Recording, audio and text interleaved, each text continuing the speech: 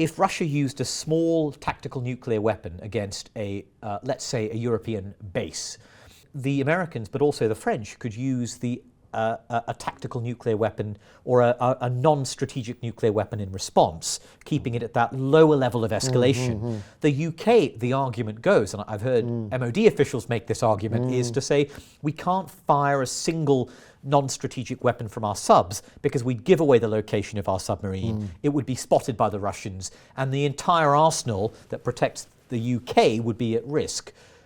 Is that argument viable in your view, or is it a bit ropey? I think it's a bit ropey. I think it should at least be questioned. Some of it relies on technical assessments which are not public.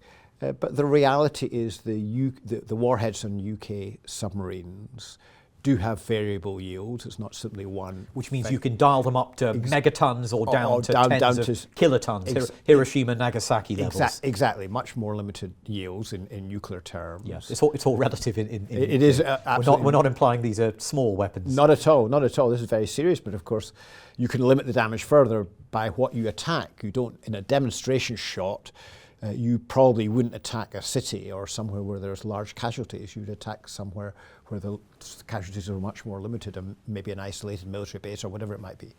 The UK can fire a single missile from a submarine. It doesn't have to fire them all at once. It can fire a single missile with a single warhead.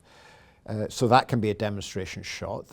Where there's, I think, a difference, an argument, is whether that submarine could then move rapidly enough before the Russians or whoever the adversary was could take it out. And I think there's a good argument to be made that, given that this is precisely the sort of thing the Royal Navy is likely to be planning for, that they would be able to do that, and therefore the Russians do not have missiles in the sky able to take out something within minutes. And they don't have great space surveillance. We've seen that in Ukraine. Their surveillance satellites, it shouldn't be discounted, but they're old, a bit ropey themselves.